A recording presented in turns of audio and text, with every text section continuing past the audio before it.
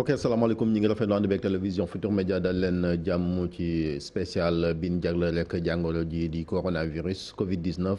xam ngeen ni bi mu duggee ci réew mi ba léegi démb la am ñetti weer boobaak léegi nag am na lu bëri loo xamante ni xew na fi ba tax na rek ci kanam tuuti dinañ dem ca ministère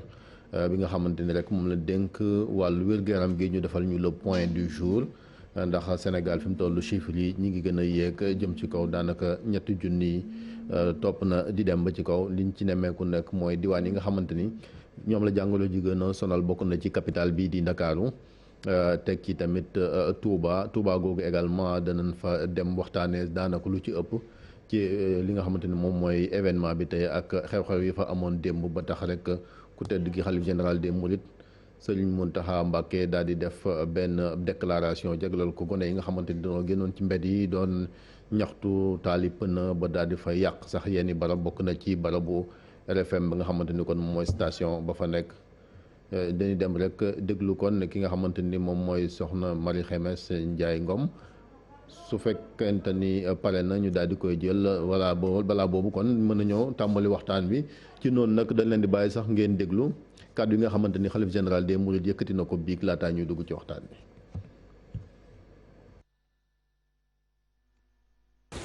asalaamaaleykum wa rahmatullahi taala wa barakaatu. bokki taalibe yi bokki taalibe yi bokki taalibe yi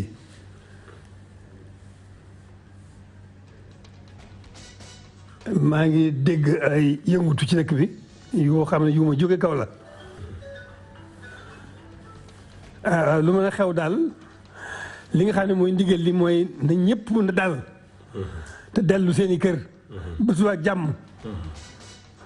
nu seet ba xam lii indi yëngu bi ak la koy tax a dal waaye li ci gën a am solo daal moom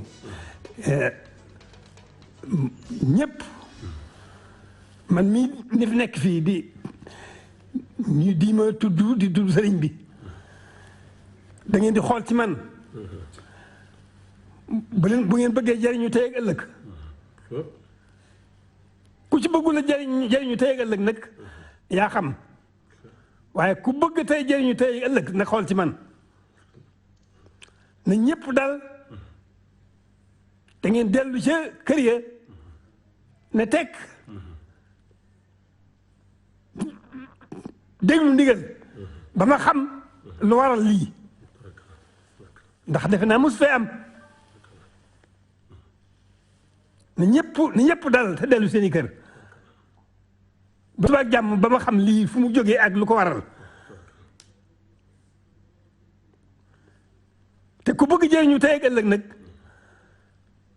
te tudd Serigne Touba na nga xool ci man boo xoolee ci man doo gis dara lu Serigne Touba bëgg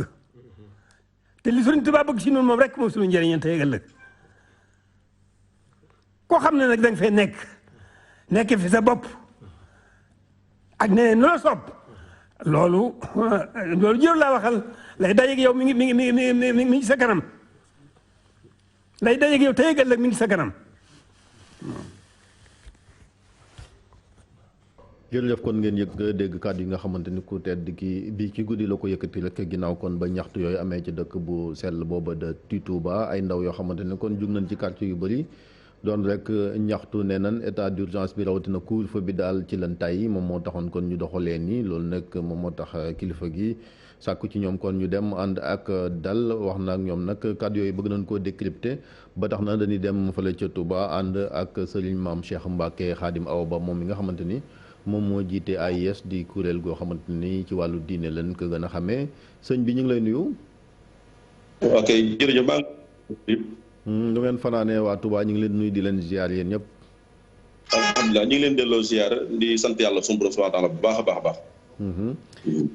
gis nga ko léegi lan moo xew ba liñ gis biig ñu gis ko ci image yi ak tamit ay manifestation daanaka kenn mësu koo xamee Touba. waaw kay jërëjëf Serif gannaaw bi sant yàlla julli yonent bi sallallahu alayhi wasallam ñu ngi nuyu mbooleem téléspectateurs yi nga xam ne ñoo ngi seetaan TFM waxtu wi di nuyu bu baax di ziare xalif général de Mouride Sëriñ Mountakha Mbacké di ko ñaanal yàlla na fi yàgg te wér di nuyu mbooleem xalifa généraux yi nga xam ñoo nekk ci réew mi Sénégal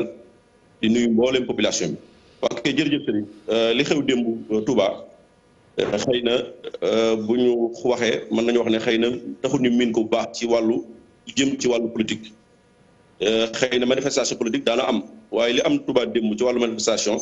xëy na taxul ñu miin ko waaye nag bu ñu rappelé tuuti Touba c'est la première fois lañ xaw a yëngatu ci mel nii ndax am na yeneen événement yu fi jaaroon yoo xam ne dafa soxal wàllu dëkk bi nit ñi xëy na daan dajale jumaa ji ci jamono Sëriñ Saliou Mbacké amoon na ci jamono yi waxtu wax coow loolu nga xam amoon na fi diggante waa Hizbut Tarqiyyah ak waa Touba waaye amaatoon na fi tamit yeneen yoo xam ne yàgg na fi am. yu mel noonu xëy na bii dafa nekk maanaam lu exceptionnel wala lu spécial muy manifestation bi am démb. premièrement rek dañuy ñëw ci discours. sëñ bi xam naa dañuy dem ministère de la santé après ñu ñëw continuer waxtaan bi. Des examens virologiques ci-après. Sur 1549 tests réalisés, 96 sont revenus positifs, soit un taux de positivité de 6,19%. Les cas positifs sont répartis comme suit. 80 contacts suivis par nos services, 16 cas issus de la transmission communautaire répartis entre Dakar Plateau 3, Touba 3, Liberté 1, Mbao 1, Rufisque 1, Keur Massar 1, Parcelles Assainies 1, Yeumbeul 1, Ouest Foire 1, Sacré-Cœur 3 1, Yoff 1 et Amitié 2 1. 109 patients hospitalisés ont été contrôlés négatifs et déclarés guéris. 17 cas graves sont pris en charge dans les services de réanimation. L'état de santé des autres patients hospitalisés est stable. À ce jour, 3 932 cas ont été déclarés positifs, dont 2063 guéris, 45 décédés et donc 1823 sous traitement. Le ministère de la Santé et de l'Action sociale exhorte les populations à se mobiliser davantage au sein des communautés pour un respect strict des mesures de prévention individuelle et collective. asalaamaaleykum askan wi ñu ngi ñëw di leen jox fi nga xamante ne suñu dëkk fi la toll ci mbas mi ñuy wax Covid-19. ci bésu tey bii di àllarba di ñetti fan ci weeru juin 2020 jot nañu résultat yi ci junni ak juróomi téeméer ak ñeent fukk ak juróom-ñeent test yi nga xamante ne def nañ ko juróom-ñeent fukk ak benn dellu si nañu ànd ak doomu jàngoro yi yooyu nag ñu ngi toll ci juróom-ñetti fukk yi nga xamante ne moom la ñuy wax contact yi nga xamante ne suñu service yi moom la ñuy topp te di ko saytu fukk ak juróom-benn nag moom la ñuy wax cas communautaire ñu ngi leen di gis ci diwaan yi Dakar Plateau am na ñett Touba am na ñett Liberté 1 am na benn Mbao am na benn Tëngéej Rufisque am na benn Kër Massar am na benn Parcelles Assainies am na benn Yeumbeul am na benn Ouest Foire am na benn Sacré-Cœur 3 am na benn Yoff am na benn Amitié 2 am na benn ci téeméer ak juróom-ñeent nit ñi nga xamante ne dañoo feebaroon biñ leen saytoo amatuñu doomu jàngoro ji wër nañu fukk ak juróom-ñaari cas grave nag am nañ ko fi mu nekk nii ñu ngi tëdd ci suñu bërëbu sauvetage yi moom la ñuy wax service de réanimation yi nga xam ne ñoo nekk ci l'hôpital yi ñeneen ñi nga xamante ne ñu ngi tëdd tamit ci lalu hôpital yi ñu ngi ànd ak tan tey jii nii bi mbas mi ñëwee Sénégal ba léegi ñu koy fàttali toujours mooy ñaari fan ci weeru mars 2020 ñu ngi toll ci ñetti junni ak juróom-ñeenti téeméer ak fanweer ak ñaar ci ñi nga xamante ne ñoo ànd ak doomu jàngoro yi yooyu nag ñu ngi toll tey amit ci ñaari junni ak juróom-benn fukk ak ñett ñi nga xamante ne wër nañu kenn gisatul ci ñoom doomu jàngoro ji ñeent fukk ak juróom làkk nañu mooy génn nañu àddina ñi nga xamante ne tey nag ñoo tëdd ci lalu hôpital yi ñu leen di faj ñu ngi toll ci junni ak juróom-ñett fukk ak ñaar fukk ak ñett ministère de la santé et de l'action sociale mu ngi dolliwaat di ñaax askan wi di wax fii nga xamante ne mbas mi toll na ci di law bu méttee métti ci dëkk bi ñu ngi ñaan ñoom ñëpp ñu topp tegtal yi nga xamante ne bu ñu ko defee ki nekk fi nga dëkk ak ci lépp looy jumtoo di mbas mi ñuy wax Covid-19 dina génn ci dëkk bi ñuy wax Sénégal ñu ngi leen di gërëm di leen sant wasalaam. mooy soxna Marie Khemesse Ndiaye Ngom directrice générale de la santé moom moo doon def le point du jour jagleel ko kon coronavirus bi liñ ci mën a jàpp mooy tey Sénégal enregistré na lu toll ci juróom-ñeent fukk ak juróom-benn ci ay cas ci ñoon nag juróom-ñett fukk yi ay cas contact la suivi par les services du ministère de la santé fukki ak juróom-benn ay cas communautaire lan lim na diwaan yi nga xamante ni bari na trop yoo xamante ni kon am nañ foofu ay cas communautaire Touba bi nekkoon sànq am na ci ñetti cas yoo xamante ni tey daal dinañ ko fay détecté buñ sukkandikoo ci soxna si beneen information bi biig ci guddi wax nañ leen ko ñaari doomu aadama yoo xamante ni ñàkk nañ seen bakkan kon ñi ñàkk seen bakkan ci Covid 19 fii Sénégal lim ba toll na ci ñeent fukk ak juróom boo xoolee kon muy ñaar ñi kenn ka ci Ziguinchor la ci centre de traitement ba ki ci des fi nga xamante ni kon moom mooy ci Ndakaaru la dañuy ñëwaat rek ba léegi ci waxtaan maa ngi leen ko doon wax sànq li ko waral nag mooy li nemmeeku démb ak tey ci rek loo xamante ni ay doomu aadama jug nañ di manifester ci diwaan yu bari nag ci réew mi la gis nañ ko ca Thiès gis nañ ko également ca Tambacounda ak yeneen diwaan Touba Mbacké chauffeurs yi ñoom ñoo njëkk a yëglu rek ci ni nga xamante ni xooy jàpp na ne ñi ngi taaxi lu yàgg boobu ba léegi ñetti weer defuñ dara bëgg nag kon ñu daal di ubbiwaat li nga xamante ni mooy dem beeg dikk bi ba tax nañu manifester ci guddi nag ay ndaw ñoom ñoo jël relais bi ba tax na kon dañuy demaat rek fa li nga xamante ne moom mooy ca Touba laata góoru xuma di ñu fekk ci plateau bi ngir ñëwee lekk waxtaan wi ci wàllu transport bi ak tamit xeetu révolte bi nga xamante ni ñi ngi koy nemmeeku ci ñenn ñi ginnaaw rek kon taaxirlu bu yàgg bi ay borom xam-xam it dinañ dugg ci émission bi su ko defee rek ñu xool lan moo ko waral xëy na it tey boo fekkante ni ku ne xam ne ni tey la àllarba te conseil des ministres day am buñ ca jugee ay dogal mën naa jugee ci rek ci réew mi njiitu réew mi su ko defee kon ñu xool ne say def ba yenn ci doomu sénégalais yi jàpp ni daal seen ab liggéey dafa tàggatémbe ndax mbas mi ñu daal di wut saafara ci ñoom loolu lépp incha allah feeg ngoon daal ñu leen toppal yooyee xibaar ak lu tukkee également ca conseil des ministres ci contexte bi nga xamante ni bërki démb rek dàq nañ ubbiteeg école bi li ko waraloon moom mooy rek danoo jàpp ni parewul am na ay jàngalekat yoo xamante ni kon jàngoro jëf daf leen a laal loolu lépp gis nañ fi ay kilifa yoo xamante ni également mbir mi bàyyiwul kenn parce que comme ni ñu koy waxee day jàngoro yoo xamante ni dafa démocratique ki fi nekk sax meeru Dagana Omar Sarr jàpp nañ ci ay xibaar ne moom it yëgle ne jàngoro daf ko laal ñu ñaanal yàlla mu daal di fëgg boppam mu daal di wér dellu ci njabootam mook ñi nekk ci centre de traitement yëpp di faju ndax jàngoro ji kon di coronavirus ñu demaat bu dee sëñ Cheikh Mbacké Khadim Awa Ba mi ngi ci bu mu jokkoo gi sëñ bi. waaw bala ñëw weel waxtaan wi déglu nga li soxna Xemes wax ci bilan tay bi noo ko jàngatee. waaw kay bilan tay bi ni ñu ko jàngatee rek comme d'habitude rek muy bilan boo xam ne ñëwaat na wax ñu surtout cas communautaire yi nga xam ne moom la gën a jaaxal nit ñi donc mel na tey am na waaye daana gën a ëpp la fi daan am. kon nag dañuy sant yàlla rek wax di ñaan yàlla nit ñi gën a jël seen i matukaay mesures barrières yi nga xam moom la waa santé wax ñu jël ko bu dee gën a moytandiku jaxasoo beeg nuyoonte bi joxante loxo bi jàpp nañ ne loolu bu ñu ko defee yàlla mën nañu dimbali ba ñu jege ci mbas mi incha allah. jërëjëf léegi bu ñu ñëwaatee ci waxtaan yaa ngi doon def benn rappel historique ci Touba ak li nga xamante ni gis nañ ko fa ndem sax ay manifestation yàgg na fa am xëy na fitna bu daa am ci wàllu politique la mais bii quand même c'est des raisons sociales moom moo ko waral ndax ci bëccëg gi dawalkat yi maanaam transporteurs yi ñoom ñoo njëkk a yëglu. waaw kay jërëjëf xam nga manifestation bi am premièrement rek ñi ngi wax ne mbokk yi nañ dal ñi ngi wax waa Touba nañ dal te dal nañ sax ndax bi Serigne Mountakha Mbacké yàlla na fi yàgg te wér joxe ndigal ci guddi gi da ngay gis ne xale yi ko doon def dañoo wàññeekuwaat ndax xam nga léegi information dafa gaaw xale yi bu ñu manifester ñi ngi seen portable ñi ngi seen li ñuy jëfandikoo lépp nga xam ne par seconde la ñuy xam li xew donc bu discours bi génne rek ci sensé ñoom partagé nañ ko ak waa Touba ñëpp nga gis xale yi daal di deltuwaat ginnaaw di wax ne murid ndigal nañ dellu ba suba loolu nag liñ ciy jàngate mooy sëñ Mountakha yàlla na fi yàgg te wér waxam day leer ndax nee na daa baam ba ñetti yoon yéen taalibe bi ba ñetti yoon kon ñor na ko mu ne lii xew xëy na mosu fi am waaye na ñëpp dellu ba suba ñu xool ba xam jàngat lan moo ko waral ak fan la jógee kon loolu wax dëgg yàlla ubbi na benn fenêtre boo xam ne tey incha allah rabbi xam nañ di ko jiitu ci waxam waaye jàpp nañu incha allah rabbi dana xam mbir yi fan la jógee dana xam tamit moom alhamdulilah rabbi moom ñi nga xam mooy kilifa gi nan la koy saafara bu ko defee tamit di wax ne rek li ci metti nag mooy yàq gi nga xam ne xale yi ñi ngi koy yàq loolu moom amul kenn ku ciy ànd rawat na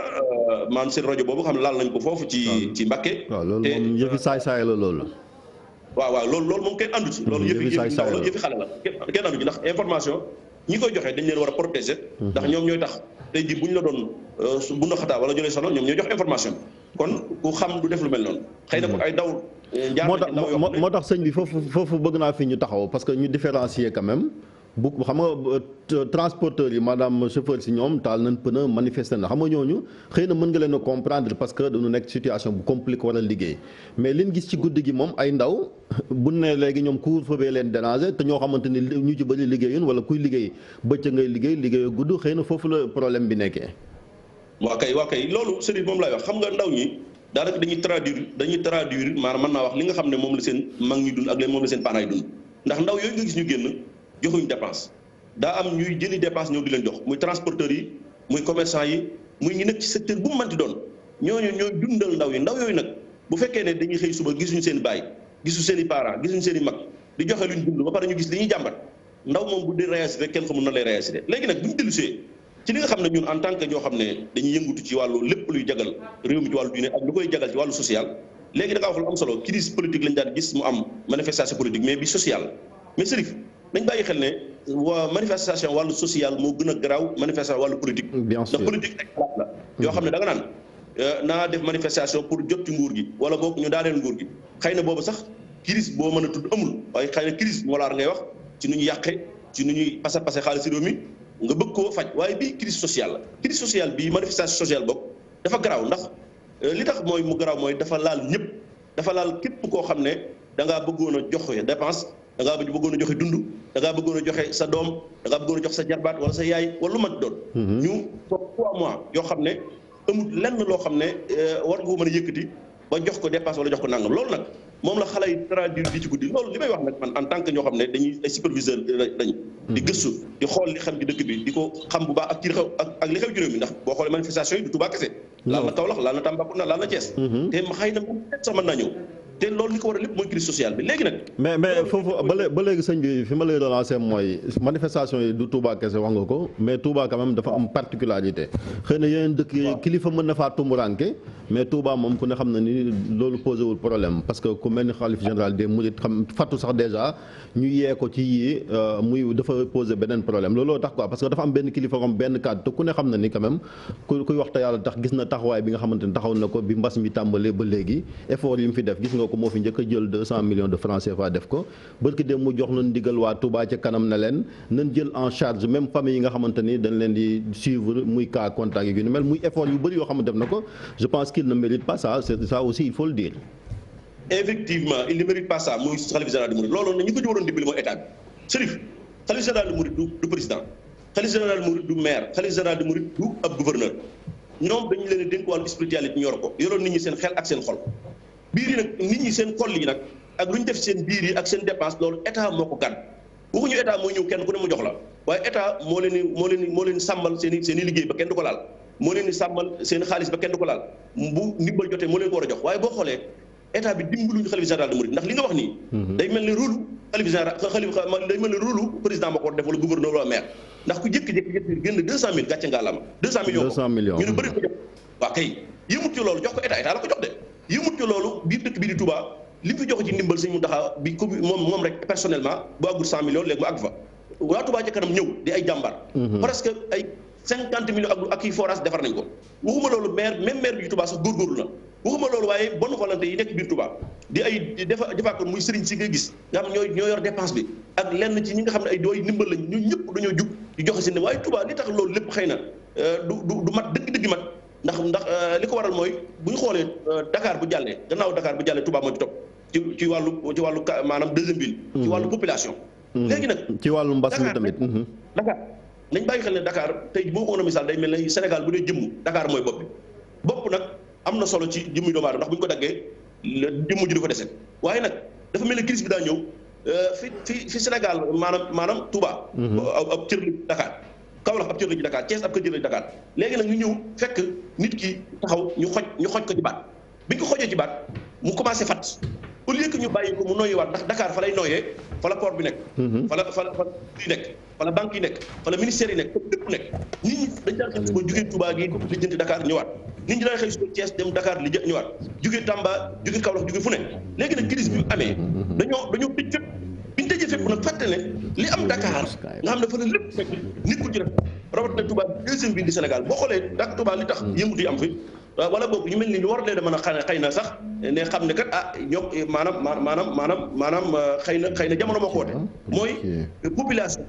maanaam ñu nekk fii boo leen xaymaa Dakar moo leen ëpp waaye gannaaw Dakar Touba moo ci topp kon dañuy wax ne jafe-jafe bu amee Dakar benn fukk dana am Touba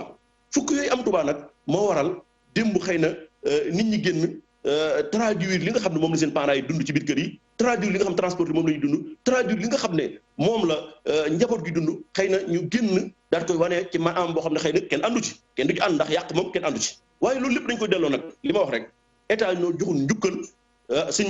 Mountakha gàcce ngàllam ndax ku amoon ku mel ne sëñ Mountakha ci fu bare yow la ko ndax 200 millions bu ko génne 200 millions yi tey jii Covid bi force Covid bi nga xam moom lañu teg wax nañ 1000 milliards ñu ne 69 milliards jël nañ ko def ko ci waa aide alimentaire mais Touba aide alimentaire bi ba nii may wax ak yow nii lenn lu jógee ci Mansour Faye moom mi nga xam ne moom lañ ko dénk ñëw biir Touba amagul sërif ndax comme information gis ngeen wala gëstu ngeen gis ngeen Mansour Faye teguwul tànk fii ci diwaanu Touba wala Diourbel déedéet te pourtant bu fekkoon ne norme de population la ñuy xool ak norme ñi ko xam ne ñoo ko gën a yàq ñoo ko gën a maanaam aajowoo bi mu ne bërëb Dakar Touba la waroon ñëw waaye dem na Matam dem na Fouta dem na Ziguinchor dem na fu ne ba mu des Touba muy deuxième ville du Sénégal ci wàllu population ak lu mu toll. mais dégg nañ ko aussi mu ne sëñ bi bu dee yaa ngi may dégg le ministre du développement communautaire nee na par exemple ménage yu ëpp ci Sénégal lu ci ëpp foofu la fekk baax mooy ci Touba dégg nañ ko bi mu ñëwee fële ci département Mbacké doon def distribution vivre symbolique yi foofu. waaw déedéet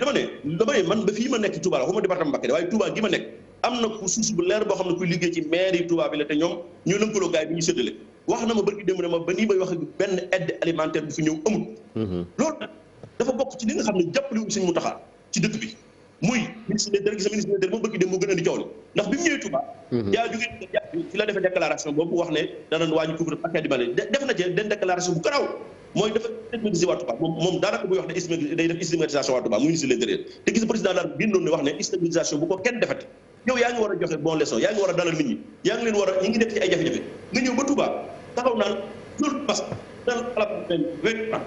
comme am na ñoo xam ne 5 francs bu jërëjëf ak dina kii loolu bokk na xam ne ñoo koy suñu taxaw bi intérieur jërëjëf ak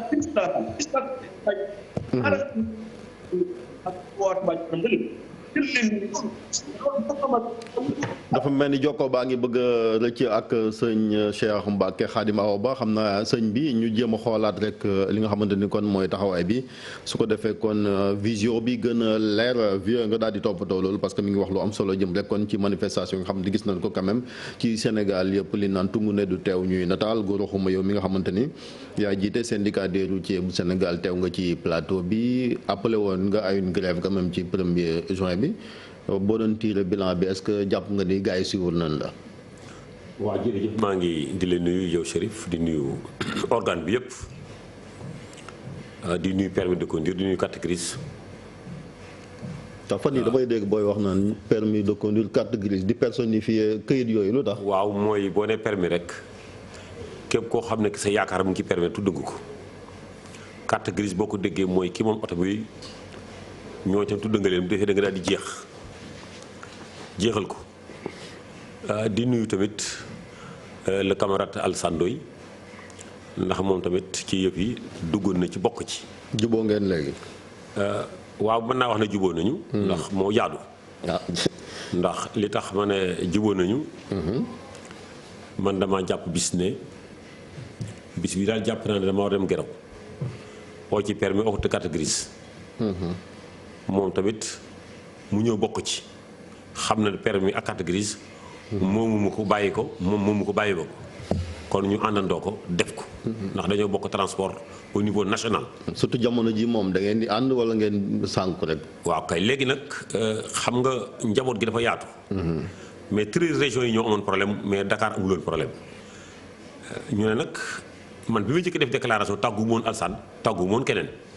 damaa jàpp ne rek solidarité laa doon oote pour que ñëpp jàpp tirer attention ci ne 13 régions mu secteur informel kii ban transport interurbain bi ñu ngi ci musiba te président mooy ki nga xamante ji moo ci war a jëkk a wax sonn nañu tàyyi nañu bu ñu demee ba chauffeur di yalwaan te chauffeur daanan maye bu ñu demee ba chauffeur di tayle alalam musiba am na raison bi nag mooy feebar bi lañ bañ mu law moo tax gouvernement bi toog leen mais feebar baa ngay law yooyu tax nag ñu dugg ci combat bi jàpp nañ ne combat bii moom lañ war a def pour que autorités yi tenir compte ci souffrance su secteur interurbain bi waaye nag ci loolu dinaa jéggalu Sénégalais yépp jéggalu aussi askanu transport ndax njuumte day am njuumte mooy la leen dal mooma dal sonn nañu tàyyi nañ ba xamatuñu sax nu ñuy def ndax dañ leen seetaan nit ki nag boo ko seetaanee mën naa def li góob sax mu def li mu war a def day def sax lu mu warul def ndax dañ koo seetaan lor ko toroxal ko. mais man mii tamit am cër ci ñoom mën na maa wax loo xam ne du noonu li ma jàpp ne wax naa ko te waroon noonu mooy waru moon a jàpp datu ne nañ dem grève. ndax lan. waaw kay ndax grève bi dafa indi ay problème yi mu indi mooy ñi waroon dégguñu li tax dégguñu ñoom dañuy ne ñun ñi jàpp date bi yërëmuñu gaa yi suñu tur lañ bëgg a génne moo tax ma ne kon message bi demul fi mu war a dem yërëm de moo taxoon ñu ko doon def. mais ñi ko war a déglu nag ba saafara loolu ñoom ci beneen angle lañ gisee maanaam récupération maanaam aw tur moo tax ñu ko def moo tax ma ne je regrette te bu doon démb de tey du ma ko def ma damaa jàpp ne syndicaliste ak njabootam am problème nii la war a defee. def nag njuumte dana ci yàlla def bi njuumte am na ci kon dinaa ko jéggul askan wi yëpp parce que ñëpp nee nañu li nga war a def am ngeen droit jabootoon jootal seen njaboot. mais ça veut dire que góor kon yow bi ngay jël décision bi naan grève amoo ci ndigal wala waxtaanoo ci. non non ñëpp la déedéet du góor xuma de déedéet waxuma ne góor xuma maa ngi jéggulu déedéet leader bi dama ne moom mel ni porté combat bi. mais yow lan wax comme yow lan dégg. sa Alassane waxa Alassane porté combat bi fekk si ma ci dama ne autorité moo dégg muy wax. waroon naa gis ne dañuy porté combat gaa yi sonn mais ñoom gisuñu loolu dañu ne tur daraja moo tax ñu koy def kon le message n'a pas passé moo tax ma ne je regrette man li ma doon def mooy bu ñu porté combat bi autorité bi bañ a xool ci angle boobu. non bu regret amee rek ça veut dire que kon réussite amu ci am na lajj. non. parce que bu ngeen réussir. kon comprendre lu man maa ngi je comprends bien man maa ngi ci autorité bi. non waaw autorité bi maanaam yow. autorité bi bu constaté woon na yéen bloqué ngeen affaire bi am na paralysie. non am na paralysement kay am na. xamuñu bari Dakar la ñuy wax Dakar bokku ci. mais feneen fii tamit mënuñ jàpp ne bokk na jëpp parce que interrégion amul biir département la ñuy. non Serif région yi 13 régions yi benn amul mouvement démb benn doxut. dañoo amoon blocus ci kii bi ba yàgg ñu am di mën a circuler ci département bi ba yàgg ñu amaat ci région bi te loolu réglé wul problème transport interurbain lii réglé problème am. jóge ci région bi dem fu ko neex fi ko licence am may looloo ko mën a may dara jóge Dakar gi dem fi ba Ourossogui dem ba Ziguinchor jóge Ziguinchor ñëw Dakar looloo ko mën a may mais tant que ñi ngi naa ko doo passe Diamniadio tant que ñi ngi naa ko doo passe région bi loolu mooy échec gu mooy blocus bi mais nit ñaa nga def mouvement mais démb région yi ma la wax benn bougé wul kon réussir na à 100%. mais est-ce que grève bi moo doon solution. yow foofu la problème bi voilà. parce que situation bi ni dund déjà. voilà bëgg leen a yokkal beneen. non loolu laa la wax dama ne nit bu meree njaboot gi mer nañu. njaboot gi bu ñu meree lépp nag ma dama koy këpp ci compte président de la République ak ministre de l'intérieur ak ministre des transports ndax yàgg nañoo wax di jooy bu ñu leen teeloon a dimbale. lii du egg si fii. dimbali yéen mooy programme bi nga xamante ni mooy programme d'urgence bi ñu jagleel. dara jotuñu ko presse bi yéen. dama ne amul benn chauffeur ci Ndakaaru gi. mais ministre bi daje na ak ñi nga xamante ni ñooy waa ñi yor secteur bi fële ci Diamniadio gis nañ enveloppe bi mu leen jox. waaw dama ne la amul benn chauffeur. amul benn transporteur boo xam ne bii Chérif jot nga benn libre ceeb baa walaatu diwlin baa ñaari dërëm amul. dañuy ñëwaat génnaat tuuti parce que ñu ngi ci waxtaan wi kilifa daal di ñu fi dap di colonel Alioune Ndiaye donc retraité la de la police yoroon na sax kaddu waa police moo colonel ñu ngi lay nuyu. waaw maa ngi lay fay. gis nga situation bi ci réew mi ñetti weer a ngi nii daanaka bi fi jàngoro ji duggee di mbas mi entre temps am nay dogal yoo xamante ni kilifa yi jëloon nañ ko muy état d'urgence boo xamante ni assorti d'un couvre-feu transporteurs yi ñi ngi yëngatu ne il faut ñu gën a yoxamal bu sinon sax ubbi dem nañ ba ay manifestation taal pneu bi ci guddi aussi am na ville yu bëri yoo xamante ni ay gone génn nañ fa ngir ñaaw lu ni mel ban analyse ngay def ci situation boobu. bon mais analyse u régulier rek parce que lu yàq kenn du ko nangu kenn du ko kañ te lii ci yàq la jëm parce que ñëpp xam nañ ne li xew ci àddina bi waxuma Sénégal nekk àddina bi muy feebar bi ñëw dugg ci àddina bi lëmbaaje ko yàq lépp tissu économique bi tout élèves yi moom suñu jàngi nii kenn mënu si dem fenn donc état bu ñu la ko joxee nga yor ko faw situation bu mel nii bu amee nga jóg taxaw jël ko en main jël ko gérer ko mais ni ñu koy gérer mooy jël ay décision parfois yoo xam ne day impopulaire sax puisque bu fekkoon ne ku nekk da nga naan lii laa war a def naa ko def. dama war a toog naa toog dama war a masque wu naa masque wu dama war a def sama loxo naa ko def ainsi de suite kon état du am problème mais peuple ni ñuy doxee mooy ñii dañuy def lii ñii dañuy def lii ñii dañuy gëm lii ñii dañuy gëm lii donc état il faut mu nekk ci digg bi jël mesure pour harmoniser comportement yi leneen nag day nekk lu mel ni état d'urgence régime d'exception la ci dëkk loo xam ne lii la daawul am la lépp lu daan am dootul amee ni mu daan amee xam nga loolu déjà dafay bari lu muy déranger ci dundin ci doxalin ensuite ñu ne couvre-feu la ñu lay tënk loolu daanaka emprisonnement la confinement de force la donc ñoo ñëpp su dajaloo su yàggee rek dafay indi état de détresse de stress day indi état de colère générale dañ koy comprendre mais mën na expliquer comportement yi ci bés démb bërki démb mais mënu ko jox raison parce que booy daw lii ba tàbbi ci lii mën naa jur lu gën a gaaw parce que feebar bi contact lay bañ manifestation soo ko gisee mais foofu la contact ëppee foofu la contact gën a gaawee donc li ñuy daw ak li ñuy mer dañu koy yokkal suñu bopp tey jii Sénégal yi ci presque su ma yeboon ne presque 4000 cas en 3 mois de gestion de crise su ñu demee 6 mois est-ce que duñu egg ay 10 000 cas wala lu ko ëpp su fekkente ne tendance bi violence bi ñuy commencé di nga doxal di ko bëgg ni ko tuddee ci insoumission bii li ñuy bëgg a doxal ñu ngi bëgg a dem mais est-ce que cas yi du multiplié par 3 par 4 on est à 45 décès 45 décès par donc loolu yëpp da nga ko war a jël en considération nit ñi dëgg la bëgg nañoo liggéey te c'est normal ñu liggéey dëgg la bëgg nañoo am koom parce que ko amul koom doo lekk doo faju yooyu yëpp dëgg la mais nag nañ ko jaar ci discipline parce que la nga ci dëkk dañ ko waxtaane ci ubbi jàkk yi nit ñi dañuy waxtaan dañu ubbi ko mais discipline boobu colonel yaa ngi waxoo justement waxu discipline boobu qu'est-ce qu'il faut faire maintenant parce que nee nga état d'urgence bi ñi ngi ko instauré terewul kaa yaa ngi yokk nit ñi aussi toqi nan léegi naka lañ dem ba concilier les deux mën a bàyyi nit ñi comme ni nga ko waxee ñu dem seen i activité am lu ñu dundee wante aussi daal di jéem a endiguer quand même propagation virus bi. confiance de part et d'autre. confiance mooy kóolute. war nañu am confiance. système sanitaire bi bàyyi leen ñoom ñu joxe directive bi ñu war a def topp nit ñi war nañu am confiance ci docteur bi système sanitaire bi ñu jox ko ñuy diine bés bi ne seeni information parce que souvent nga dégg bu bii li ñu wax du dëgg lii nangam lii day yokk ci xar mi kawar nit ku nekk ak métier journaliste bi mënoo ñëw toog place am jàngal ko nu mu koy liggéeyee lu mu wax nga ne du noonu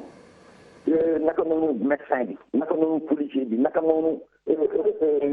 président de la République wala ku mu mën a doon donc nañ demee confiance ku nañu bàyyi leen la nga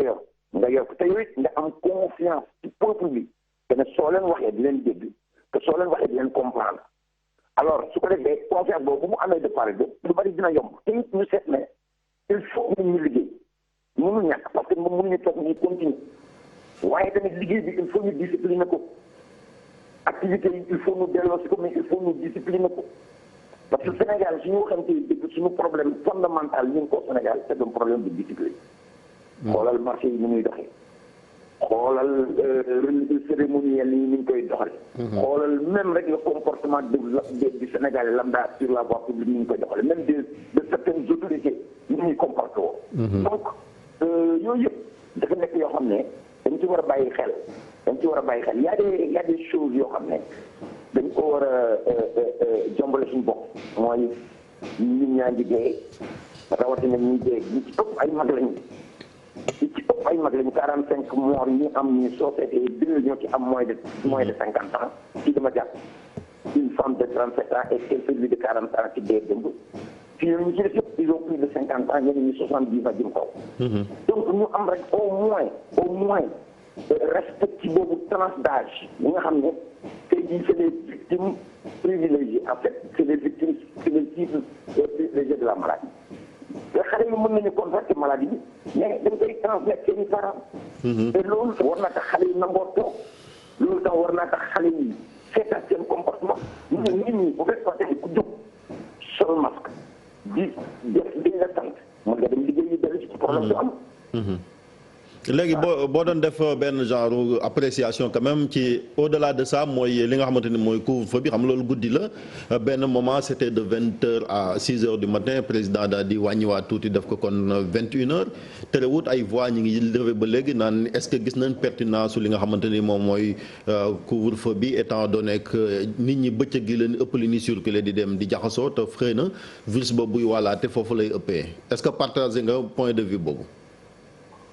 waaw xam nga couvre-feu c'était beaucoup plus pour un problème pour un besoin sécuritaire que pour freiner la maladie parce que couvre-feu su defee c'est surtout pour sécuriser empêcher les déplacements de nuit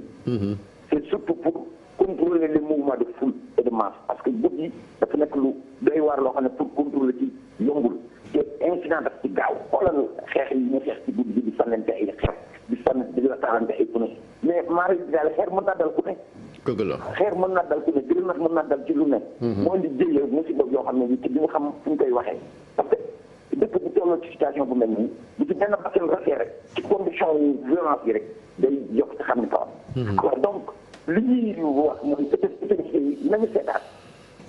seetaat couvre-feu bi comme ñu ngi ciy commencé loof. nañ ko xaw a yolomaata tuuti peut-être bu ñu demoon de 0h à 6h du matin. peut-être dina tane mais dans tous les cas il faut ñu contrôler la circulation des personnes. parce que circulation personne yooyu mooy la circulation du virus. waaw la circulation des personnes c'est la circulation du virus. te virus bi suy circuler c'est la multiplication des cas communautaires. ni muy virus bi di gën a doxee cas communautaire yi di gën a bari. te cas communautaire mooy cas bu kenn mënatul contrôler kenn xamatul kan la kenn xamatul fan la. te loolu la ñu war a moytu te soo seetloo diggante un mois bu mujj bii. ci la cas communautaire yi yokk. gën a yokk waaw loolu moom dëgg la. ni chiffre bi grimpé. Il y a même un docteur que j'ai entendu dire que les chiffres que nous avons sont des chiffres contrôlés officiels. mais les chiffres que nous ne contrôlons pas parce que demuñu ci hôpitaux yi. parce que am na leneen lu ñu yëgul. waaw kenn seen i borom sax xamuñu ndax yor nañu virus bi ou pas. dëgg la chiffres yooyu moo gën a garaaw sax peut-être que yii ñu xam di ko jooy. voilà. mais lu mel noonu tamit yow maa ngi koy wax sànq xëy na yoroon nga fi kàddu police alkaati yi ñoom ñoo nekk ci wàllu woowu di saytu rek li respect li nga xamante ni moom mooy couvre-feu bi xëy na am na message boo xam ne yaa ngi leen koy lancé yow mi nga xamante ni xëy na homme de terrain nga woon ko ne xam ne ni njàmbaarte gi nga àndaloon muy sam cadre yi nga xamante ni tey ñoom ñoo nekk ci terrain bi. waaw liggéey bi metti na puisque bañ ko tàmbalee ba léegi ñoom ñu ngi ci tali bi ñu ci bëri amatuñu biir de famille. xam nga ñu ngi jooy liggéey ñàkk liggéey ñeneen ñaa ngi jooy liggéey bu bari boo seetee homme de tenue yi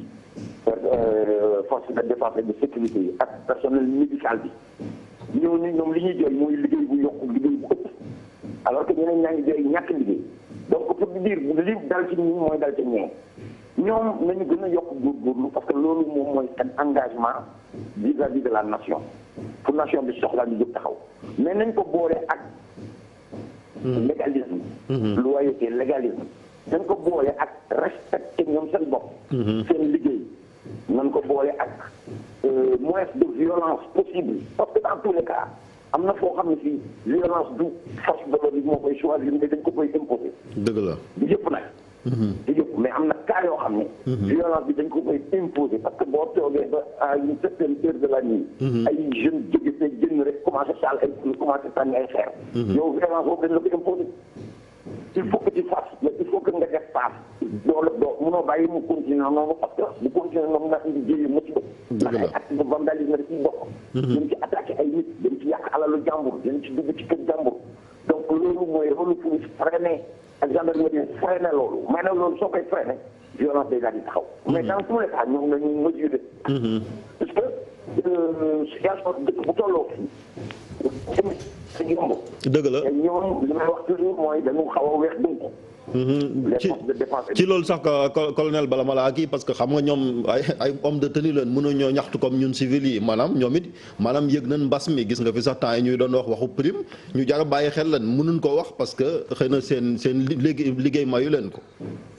non c'est-à-dire que ñoom amuñ sax pour wax ay prime ak ay ñàkk prime am nañu ay chef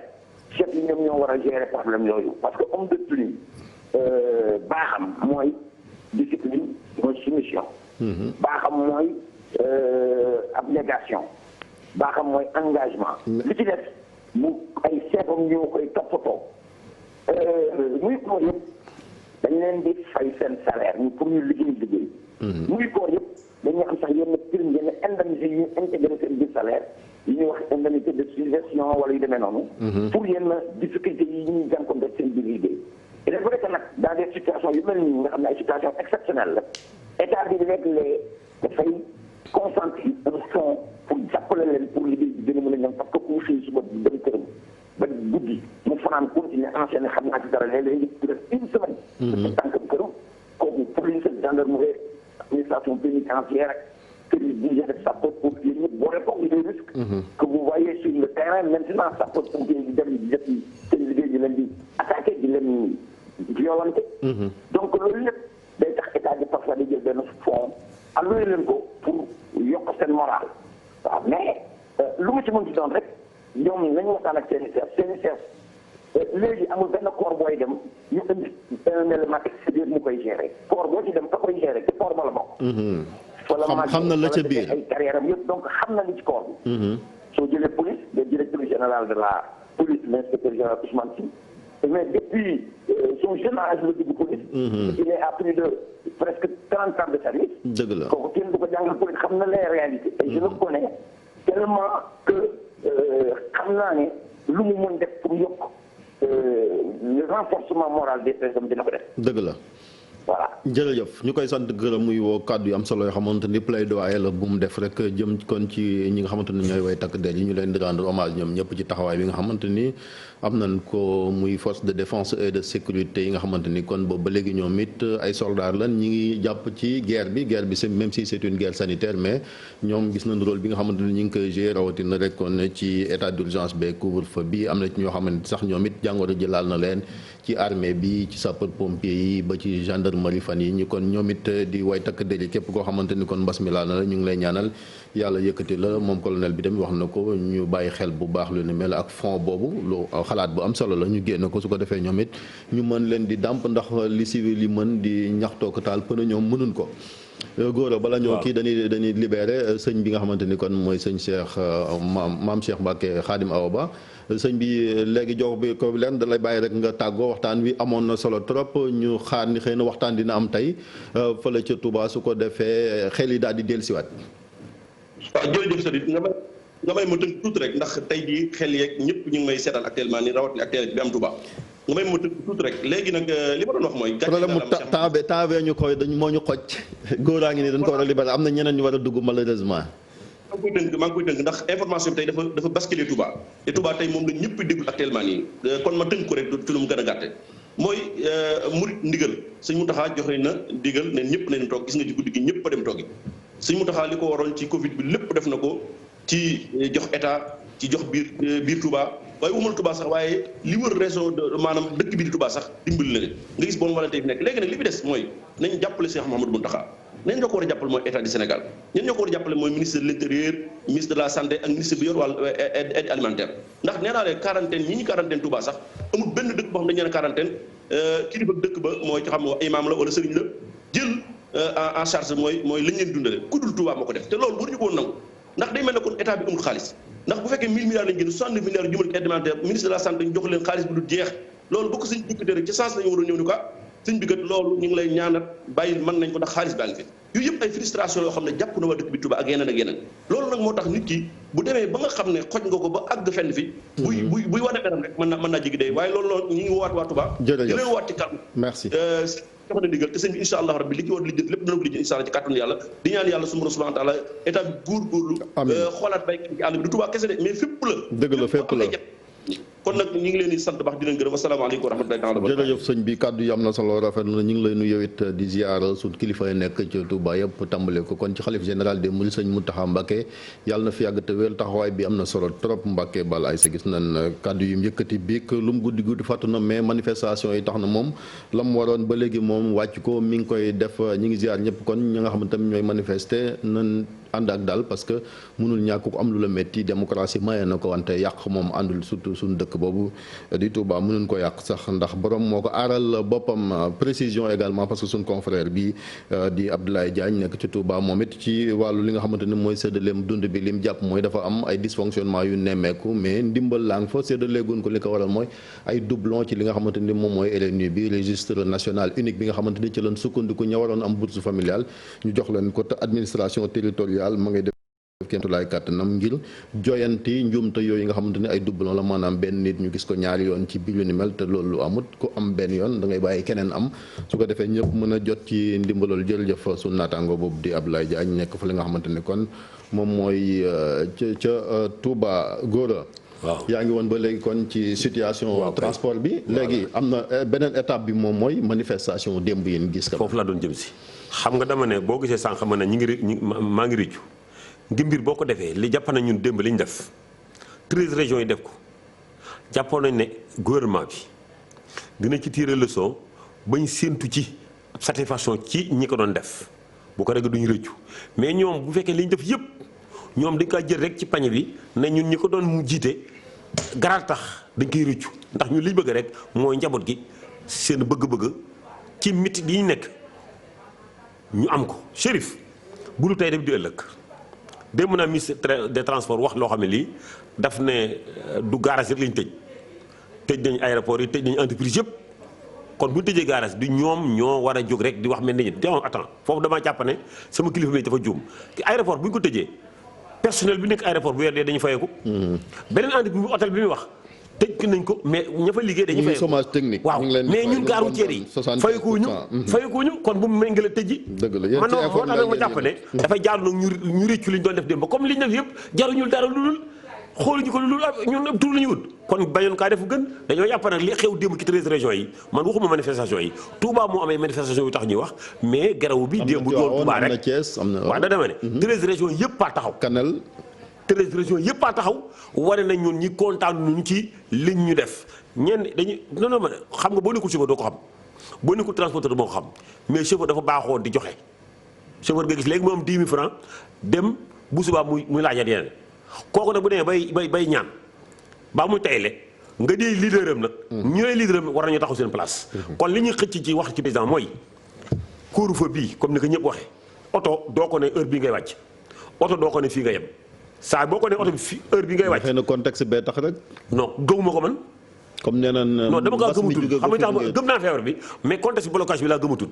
ndax dañoo bloqué 13 régions feebar bi di gën di yokk kon man gëm naa feebar bi mais blocage bi gëmatuma ko kon jàpp naa ne bu ñu yóbbuwoon couvre-feu de 0 heure ba 6 heures du matin dina permettre xam nga man li ma jàpp ne mooy régler problème bi mesures sanitaires yi. moo xam masque la. mooy geste barrière yi. waaw yooyu laa jàpp ne foofu la état bi war a insister. comme président nee na est-ce que yéen mën ngeen koo matal parce que gis nañ fii ci Dakar. yaa ngi soog a ñëw nag. parce que fii ci Dakar gis nañ ni allégé nañ ko. non yaa ngi soog a ñëw nag. question bi ministre des transports waroon na wax. mooy oo ñu ne geste barrière yi ndax mën ngeen kaa matal bu ngeen ko matalee ma bàyyi leen boo mënul loolu moo wax ja bu dee ñu nag dañu leen engagé. amul benn chauffeur boo xam ne bii loolu mënoo ko amul benn président garage boo xam ne bii loolu mënoo ko amul benn syndicat boo xam ne bii loolu mënoo ko mais bu fekkee nag léegi ñoom dañoo bàyyi ñëpp bi ñu soxlaa étudiants yi dem bi ñu soxlaa enseignants yi dem dinañ ñëw foofu ci voilà dem bàyyi nañ leen ñu dem seen problème ak Dakar Dem Dikk laata ñu saaga dañuy demaat ca Touba fekk fa suñu naataango Mouhamed Jo Diop moom sax moom mooy chefu station RFM ba Jo ñu ngi lay masaw ci li nga xamante ni xew na fa démb ñu ciblé barab ba nga xamante ni yow yaa ko jiite foofa ca Touba ba gis nañ sax ay yàqu-yàqu mbaa rajo ba fayut. alhamdulilah Chérif di la jërëjëfal également ci masaw bu ñuy masaw rajo bi fayul ndax dañu amoon suñu précaution yoo xam ne jëloon nañu ko bi ñu gisee ne première manifestation yaa ngi jege si fi nga xamee mooy makkaan bi. moo taxoon ñu tëj fi nga xamee mooy buntu principal bi nga xamee moo jëm ci rajo bi.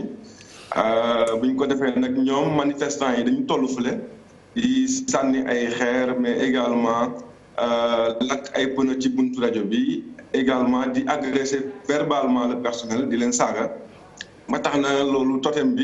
mu rajo bi ak yenn vitrage yi nga xamee ne waa service marketing ñoom ñoo ko installé woon. loolu moom moo jot a yàqu mais amul benn blessé physique parmi le personnel. amul également ay dégâts ci biir matériel bi nga xam ne moom la ñuy émettre Chérif Dia. jërëjëf mais nag xam nga ci comme dañ ko yàq moom xalaat ngeen identifier ñu ko def wala dem ci wàllu yoon ak yooyu. Jo. allo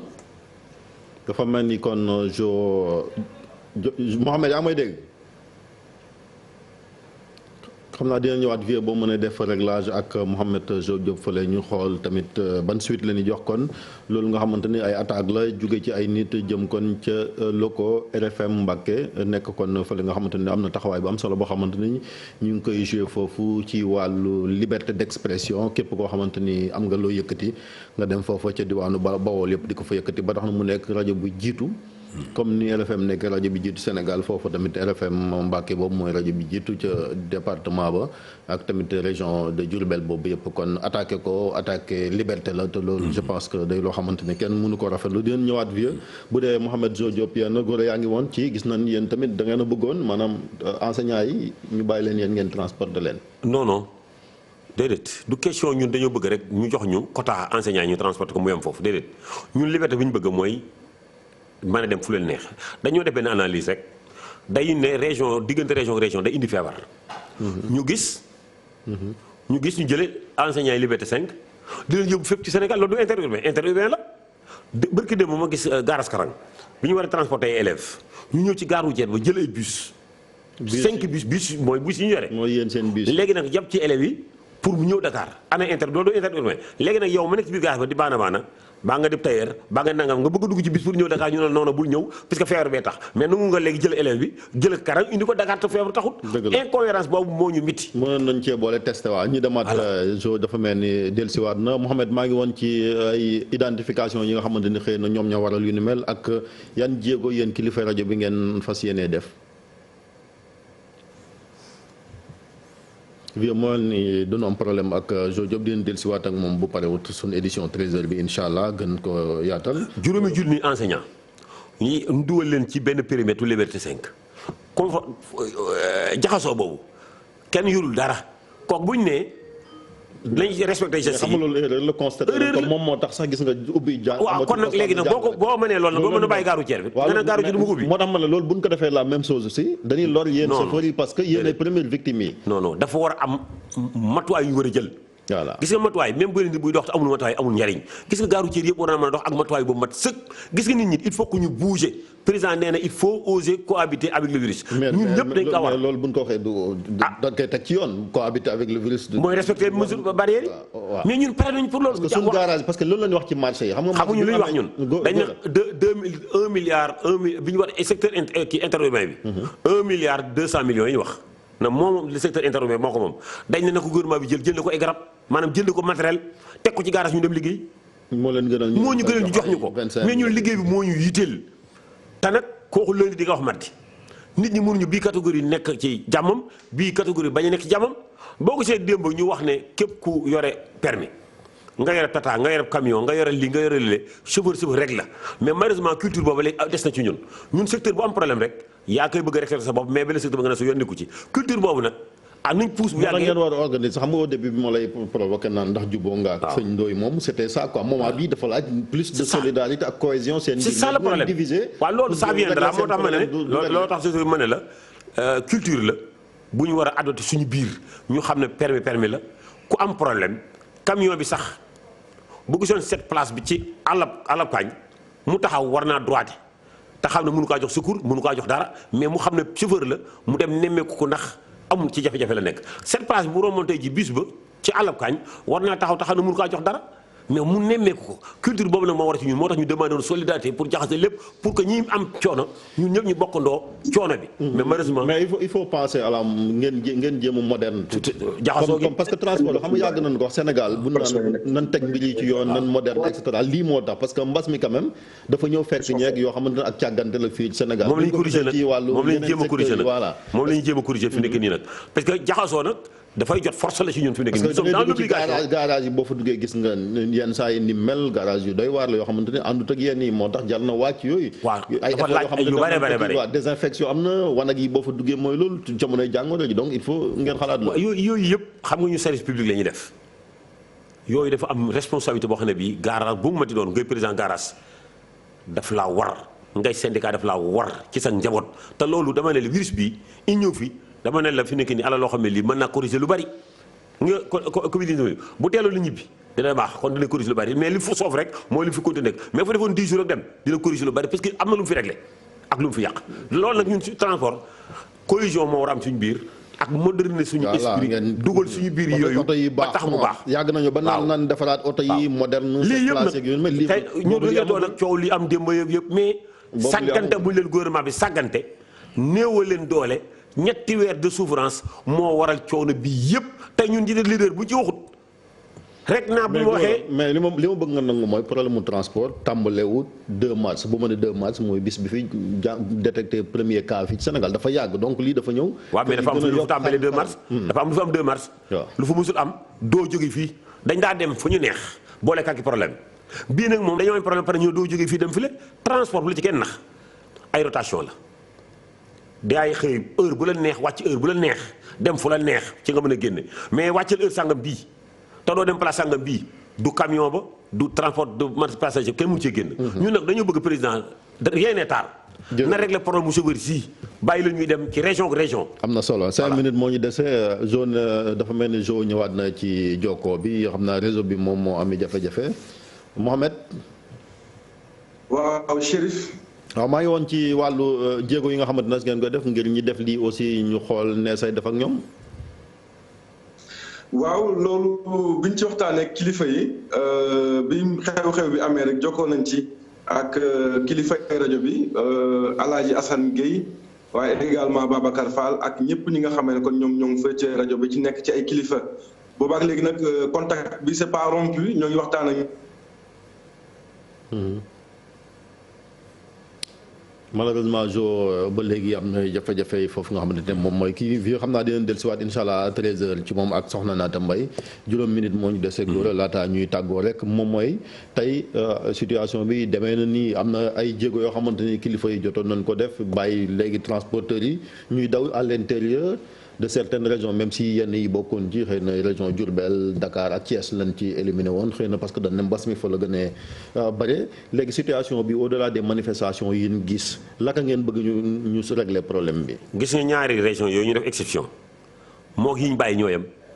xam nga bàyyi nañ. moo yemul Dakar tamit li fi nekk ci ay cas fii. non xam nga loolu lay wax dama ne ñun kenn ku ne sa xalaat ngay joxe dama ne dama mënu dëkk ñu tëj ñëpp. bàyyi Dakar di yokk feebar ba pare ñu continuer tëj ñële mais bu yàggee ñële bu leen corona di rey te leneen dina leen rey ba mu indi leen problème agression ba mu indi leen problème rébellion dañoo yaakaar manifestation yi ay cheveux rek la bari na ñu ciy dugg di faj seen soxla mooy lan am na ñoo xam ne couvre-feu bi arrangé wu leen ñuy manifester wane na couvre-feu bi nañ ko déplacé heure bi yooyu yëpp nag journée bi ñu décrété journée morte ci la ñëpp wane ne kontaanuñu te day continuer nag kon gouvernement nekkul lu dul bëgg-bëggu nit ñi feebar bi moom du Macky Sall ko fi indi. est-ce que am nay waxtaan parce que lii lépp tamit réew mi dañ koy wax des fois day am problème waxtaan toog ngeen ak seen i kilifa ngeen posé seen. xam nga sax dama ne réccu na xam nga sax ma ne réccu na mbir boo ko defee mu war a jur ay résultats mu nekk ay chèque ci côté pouvoir nga ni lii amoon tey ji waroon na tey ji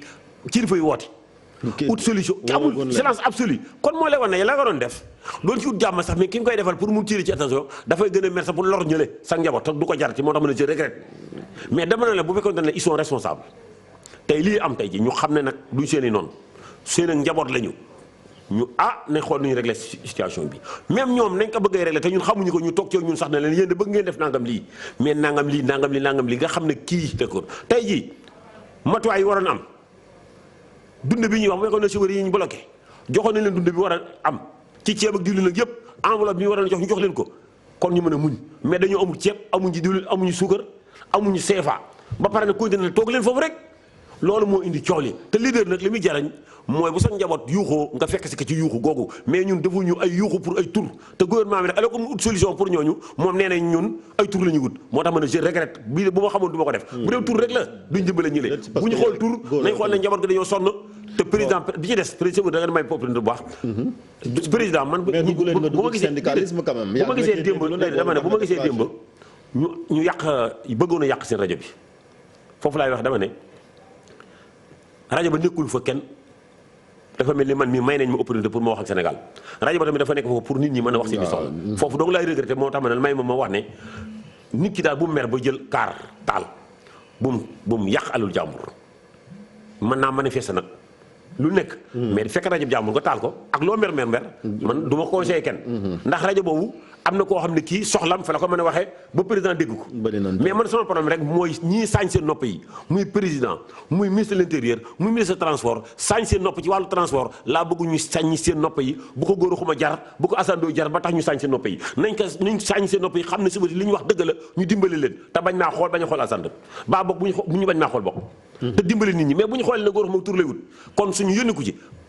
kon ma góor xuma maa ngi lor njaboot gi moo tax ma ne maa ngi regretté te loolu wóoru ma nekk Sénégal yi rek la mais gis nga nit ñi dañoo am liberté te lu ëpp soof couvre-feu bi continuer nit ñi dañ ko daal di violé man a jàpp na ne mesures barrières yi comme ni ko président dicté comme ni ko ministre de la santé defee loolu la ko Sénégal yëpp war a respecté aussi parce que nit ñi aussi bu ñu respecté wul li ñu leen wax du sotti mais ñun yoon kenn du ko violer loi il faut être légaliste quand même man loolu laa sant sama bopp moom laa sant ñëpp problème transport du question violer loi dañoo bàyyi ay nit yóoroon dund ñu bàyyi leen ñu dee loolu moo indi problème bi man daa doon naa d'accord tey ji coow am li ministre de l'intérieur oto ba ministre transport woote ne waaw yéen mesures barrières yi ndax di ngeen ko toppatoo ak duñ ko toppatoo ñu doy garantie mais tant que ñu ngi continuer di tëj. boobaa tamit bu ku ko jalgati ñu teg la yoon. voilà loolu lépp la ngeen kaas fii yu xuwaat. non man mii di wax nii ñaata yoon laa fi dénoncé problème mu laissez-passer maa ko fi dénoncé problème mu wargay ne maa ko fi dénoncé problème mu corbillard yi dem Tuubaa di jëlee ay nit maa ko fi dénoncé camion yëpp ay nit maa ko fi dénoncé kon kay xanaa man bañu ma loolu man. ku bokk sama njaboot bu deful lu yoon dama naa jiwul mais gouvernement bi def sama njaboot jaaduwut dafa miti te nag ñëpp ay sénégalais lañu te nguur li ci gën a neex daana dégg benn waaye di wax Gora Sall di wax ne benn sénégalais sax bu yuuxoo nguur war na ko wax loo yuuxu rawatina nag des milliers yu yuuxu dem ba tey ñu mel ni ñi ay saccet ay mbott ñoo yuuxu ci dex gi non mais ñoom la ñu jàppe fi nekk ni ay mbott yu yuuxu ci dex gi la mais bu ñu jàppoon ay nit ñoo sonn duñ ci xool góor xuma nañ ci xool sax alsaan mais duñ ma ci xool man régler seen situation yooyu man loolaa leen tiiree na xam ne l'heure est grave comme na ko président waxoon mais situation suba tamit l'heure est grave na ut ay solution passé wut transport moom bu la ci kenn nax te yow loo bëgg a état rek defal ko sa bopp boo bëggee enseignant bi yóbbu ko boo bëgg a yóbbu élève bi yóbbu ko yow loo bëgg a def ko te bu ko keneen bëgg a defee nga ne ko feebar bee tax te enseignant yaa ngi feebar comme ñëpp te en parlant d'enseignant sax xibaar bi ñu fi dab mooy am na beneen jàngalekat boo xamante ni Dakar la jóge woon ñu testé ko positif ci département Mbirkilaan nag ca région bu Kaffrine la nekk Kaffrine xam nga ni bokku doon sax ci région yi nga xamante ni amoon na leen cas sam bi leen enregistré premier cas donc am nañ beneen cas boo xamante ni c'est un enseignant de 35 ans buñ sukkandikoo kon suñ correspondant fa li nga xamante ni moom mooy ca Kaffrine di Omar Ndiaye mooy mbiram transport bi doon wax góor yaa ngi wax gis nga li mu jul ci ay musiba Ndakaaru la jógee état ko def mu ko dañu koy laaj moom enseignant bi Ndakaaru la jógee dem fa li nga xamante ni kon mooy est-ce que jëloon nañ matuwaay yooyu enseignant bi ñu dem est-ce que jëloon nañu matuwaay voilà jëluñu benn matuwaay mais buñ defoon matuwaay kon lii du am mais ñun la dañu bëgg gaaru ceer ñu jël ay matuwaay client boo xam ne bi jagoo ñu bañ laa yeb donc région de Kaffrine kon am seeni cas après Koungheul am na beneen département Birkelane bu am cas positif au coronavirus bu nekk benn enseignant boo xamante ni ñaar fukki at fanweeri at ak juróom la amoon jóge woon fii ci Dakar mooy ñeen convoyé woon ngir ñu dem jàngala ji Omar jërëjëf ci xibaar bi di nga ci dellusiwaat ci nam gën a yaatoo góor dañu daal di rek tàggoo espérant que kilifa yi dégg nañ li nga xamante ne moom mooy seen wàllu parce que wax ngeen ko ci réew mi ngeen bokk te yéen a ngi ciy doon jouer rôle bu am solo ci nee say def ngir solution parce que fi mu toll moom pexe parce que comme ngeen ñu dund ak virus bi il faut aussi ñu wut pexe ci ñi nga xamante ni kon ñoo nekk ci secteur du transport parce que ñi mi dundal dafa bari te tamit bari na trop loolu moom kenn mënu ko naatable te transport mënut a ñàkk également cim réew tey le mercredi espérant également que buñ jugee ci conseil des ministres bi ay dogal dina fa jugee ci doomu Sénégal yi nga xamante ni kon ñi ngi leen di dégg ñuy woote wàllu ci diwaa kii yu bari donc muy loo xamante ni am na solo ñu gërëm la góor ci taxawaay bi yow tamit ak disponibilité bi gërëm sëriñ Maam Cheikh di masawu njaboot gi rek manifestation amoo ci région yooyu yëpp gis nañ ko. mais dañ koy dakkal du wéy. non dakkal nañ ko. tey du sant nañ leen ne yëngu-yëngal tey. waaw déedéet sant nañ leen nañ dal. comme journée morte la woon am na la journée était morte kon nañ ci yem la ci des nag dama yaakaar ne bu ñu considéré comme ay mbotte ca dex ga daal dinañ régler suñu problème bu ñu fa considéré nag ñu xam ne warut te moom lañ def di ñaan président Macky Sall. bu mu déglu ñii naa ko góor xama tur lay wut Assane ut lay tur ou bien Chérif ut tur lay wut na régler problème nit ñi. te bàyyi góor xama fële. na régler problème nit ñi man damay jottali donc. bu ma ko neexee damay jottali bu ma ko naqaree damay jottali na xool ñi may jottali rek seen problème mu réglé ko. am na solo. waaw di leen gërëm yéen ñëpp. jërëjëf pendant ce temps là mbokk yi ñu fàttali ni Sénégal ñeent fukki nit ak juróom ñàkk nañ seen bakkan ñaar ñi big la kenn ko ca Ziguinchor ki si fii ci Ndakaaru gis nañ également li nga xamante ni mooy 96 personnes yi nga xamante ni kon ñoom ñoo am Covid 19 80 yi di juróom-ñett fukki yi ay cas contact la suivi par les services du ministère de la santé ñi nga xamante ni kon ñoom ñooy. fukki ak juróom benn kon ñoo ay cas communautaire la nekk ci diwaan yu bëri ngeen gis ko noonu kon fi nga xamante ni moom mooy fii ci Sénégal bilan bi 3932 cas moom la Sénégal daal di am ngeen gis ko noonu kon daanaka li des ñu daal di egg ci 4000 cas bariwut ndax ni test yi di yokkee ak góor bu gaa yi gën a ubbi mbir mi ngi naa gën a yokk donc il faut que nit ñi di gën a respecter li nga xamante ni mooy waa kër docteur parce que ñu ngi leen di commencer fàtte ak li nga xamante ni moom mooy farata gi nee say def boobu moytu rek jàngoro ji raxas loxo yi sol masque yi dafa baax respecter distanciation physique bi wante également lépp loo xamante ni rek jëm na ci xeex jàngoro ji parce que ni ñu koy waxee day loo xamante ni déplacement yeeg yu ni mel mën na ko yokk li ko waral mooy gis ngeen ko jàngalekat yi nga xamante ni ñoom it lor nañ leen ci mbir mi ndax yóbbu nañ leen àndut ak ay matukaay te loolu je pense que day loo xamante ni du yombalal waa kër docteur ñoom it ñu ngi leen di encourager di leen féliciter ci taxawaay bi nga xamante ni taxaw nañ ko mais bu ñu demee bi mbir yi débordé li leen doon bañ depuis le 2 ba léegi buñ koy wax ñu doon wax rek nañ respecté yu mel parce que dinañ toll foo xamante ni doolay Sénégal tollu fa te mbir mi mën naa gën a jégg dayoo ñu ñaan yàlla rek ñëpp ànd ak dal jiital li nga xamante ni moom mooy intérêt Sénégal ñin jiital it ñoom it ñu bàyyi xel ci ñi nga xamante ni mbir mi laal na leen waa transport yi bokk nañ ci muy ñoom góor ak képp moo xamante ni kenn sa oto nga yaakaaroon te mënoo dem mënoo dikk buñ la toogloo war na ñoo ut loo xamante dañ koy takk si loxo ndax ñoom doon ay fonctionnaires yoo xamante ni buñ liggéey wala ñu ñàkk liggéey danañ leen fay donc loolu day loo xamante ni lu am solo la te ñu bàyyi ci xel bu baax a baax yàlla na yàlla def jàmm ci Sénégal incha allah ci kanam soxna Naata Mbaye dina fi teew daal di yaatal xibaar yi 19h soir d'info dinañ dalal incha allah le directeur des transports de Cheikh Omar Gueye su ko defee kon ñu gën a waxtaanee rek lépp loo xamante ni kon moom mooy situation bi espérant également des décisions yoo xamante ni ci conseil des ministres bi dina am su ko defee kon ku ne gis sa bopp ci réew mi ñu daal di rek jiital intérêt Sénégal ba ci kanam incha allah.